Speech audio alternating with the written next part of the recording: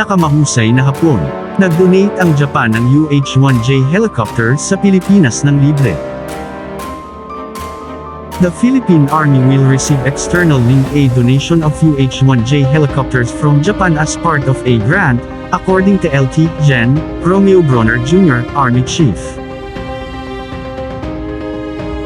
The Japan Ground Self-Defense Force JGSDF has agreed to transfer the Japanese-made helicopters to the Army Aviation Regiment of the Philippine Army to enhance the PA's disaster response capabilities.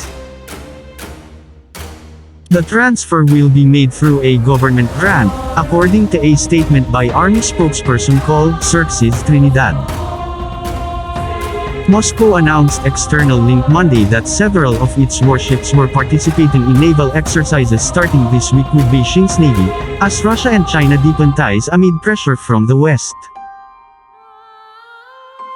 The Russian Defense Ministry said the drills would take place between December 21 and 27 in the East China Sea, with the aim of strengthening naval cooperation between Moscow and Beijing.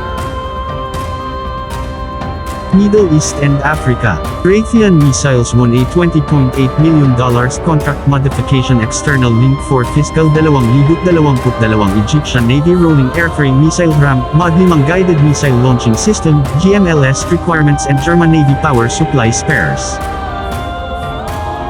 Work will be performed in Germany, Arizona, Kentucky, Alabama, Arkansas, California, Texas and various other U.S. locations.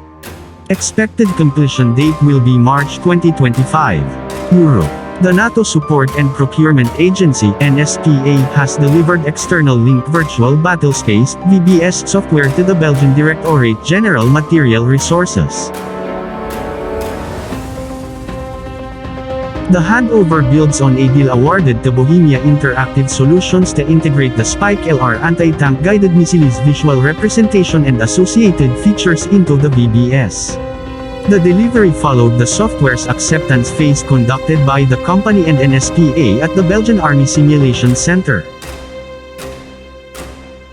The Sub Gripen E was inducted external link into operational service at Apolis Air Base, Brazil on December 19. Brazil marked the milestone during a December 19 ceremony at Anápolis Air Base, the home to its first air defense group.